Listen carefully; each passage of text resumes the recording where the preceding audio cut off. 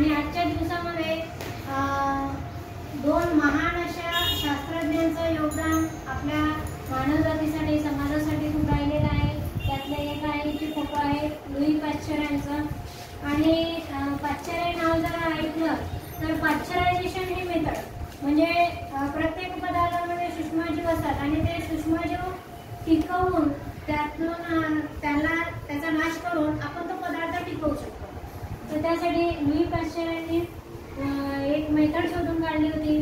French रसायन शास्त्रज्ञ आहे ते होते आणि सूक्ष्म जीवशास्त्रज्ञ म्हणून सुद्धा प्रसिद्ध आहे. तर काय होते की बघा, दूध आपण तापवून ठेवलं तर ते काही काळापर्यंत टिकून राहते आपल्याला माहिती आहे ना. म्हणूनच आपली आई सुद्धा घरामध्ये ते पदार्थ टिकवून ठेवण्यासाठी त्याला उष्णता देते आहे ना. उष्णता देते म्हणजे नेमकं काय करते की त्यामध्ये असणारे जे सूक्ष्मजीव आहेत त्या सूक्ष्मजीवांचा नाश केला जातो आहे ना. तर तशाच पद्धतीने पाश्चरायझेशन एक मेथड शोधून काढली होती की ज्यामध्ये दूध हा पदार्थ टिकवून ठेवण्यासाठी 720 अंश सेल्सिअस पर्यंत त्याला 16 सेकंदापर्यंत तापवून उकळवून ते नंतर त्याला थंड केलं. थंड म्हणजे किती तर 4 डिग्री सेल्सिअस पर्यंत. आणि मग नंतर तो पदार्थ टिकण्यासाठी सक्षम बनला. तर अशा पद्धतीने त्यानंतर त्यांनी फसफसणारे पदार्थ म्हणजे जसं आपण इडली डोसे ढोकळे हे पदार्थ आहेत तर काही प्रमाणात आपल्या शरीराला सूक्ष्मजीव घातक सुद्धा आहे आणि काही प्रमाणात ते उपयुक्त पण आहे. तर त्यामध्ये पण त्यांनी फसफसणारे पदार्थ आपल्या शरीरासाठी कसे उपयुक्त आहे या पद्धतीचा पण त्यांनी शोध लावला. आणि त्यामुळे ही प्रक्रिया सूक्ष्मजीव आपल्याकडे त्रासदायक असतात तर ते पण त्यांनी शोधून काढलं होतं. त्यानंतर सगळ्यात महत्त्वाचं म्हणजे की निर्जंतुकीकरण ही किती महत्त्वाचं आहे की जसं जंतू त्या एखाद्या शस्त्राला किंवा एखाद्या उपकरणाला जर लागलं आणि ते उपकरण जर डॉक्टरांनी वापरलं तर ते कसं राहते त्या पेशंटसाठी हानिकारक असतं आहे ना. आणि म्हणून डॉक्टर कुठलंही ऑपरेशन किंवा कुठली ट्रीटमेंट करताना जे काही साधनं ते वापरतात तर ती निर्जंतुक करून वापरल्या जातात.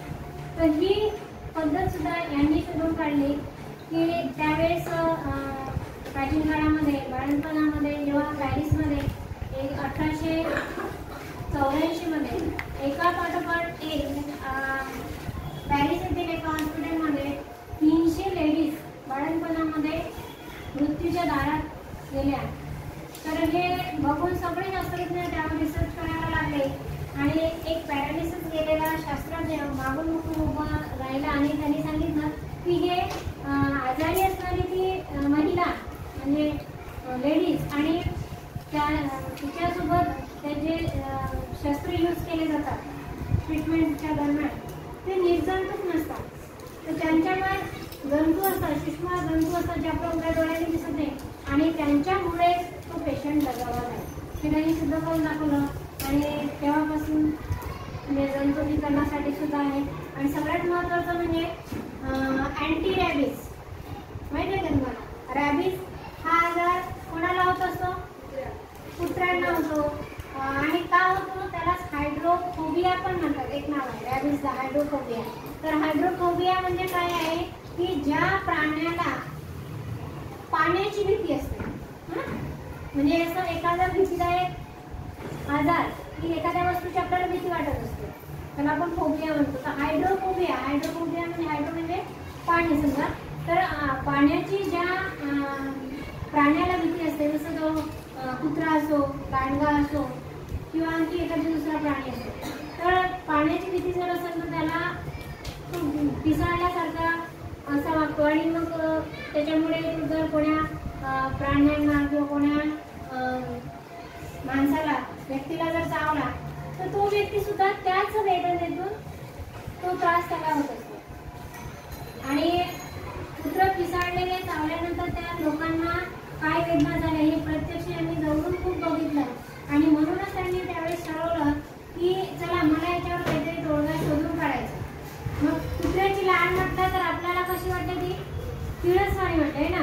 पण त्या कुत्र्याच्या लाळीसोबतच यांनी बरेच दिवस रिसर्च केला कुत्र्याच्या संपर्कात राहिले. बघा पिसाळलेले कुत्रे ते त्यांना पण चावू शकले असते ना, पण तरीही या समाजाला काहीतरी देण्यासाठी त्यांनी आपल्या जीवाची पर्वा केली नाही आणि त्यांनी ती लाळ शोधून काढली, त्याच्यावर रिसर्च केला, स्टडी केला आणि त्या माध्यमातून त्यांनी काय केलं की अँटी रॅबिज नावाची एक लस शोधून काढली.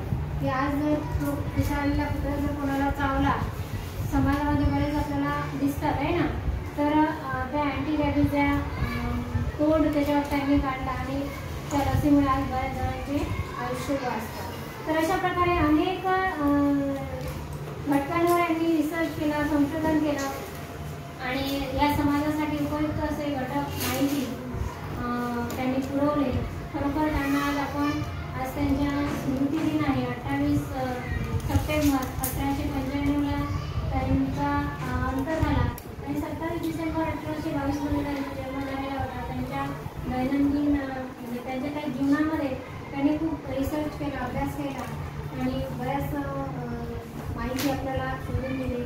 तसंच आज एक अजून एका शास्त्रज्ञांविषयी माहिती आहे. त्यांचं नाव आहे एडविन पॉवेल हबल. तर हे सुद्धा एक खगोलशास्त्रज्ञ होते. आपल्याकडे त्यांचा फोटो अवेलेबल नाही आहे, पण ठीक आहे, आपण पुढे तरी गुगलवर जाऊन त्यांचा फोटो सर्च करू शकता किंवा नेक्स्ट टाइम आपण तो फोटो अवेलेबल करण्याचा प्रयत्न करूया.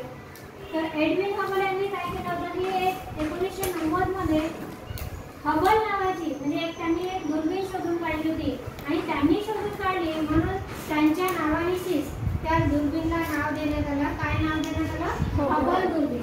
तर 1990मध्ये हबल ही दुर्बीण पृथ्वीच्या कक्षेमध्ये सोडण्यात आली होती आणि नासा या अमेरिकन संस्थेने ती सोडली आणि याचं काम काय होतं तर ताऱ्यांचा शोध घेणे, त्यानंतर त्यांची प्रकाशचित्रे म्हणजे वर्णपट किंवा फोटो घेणे हे याचं काम होतं.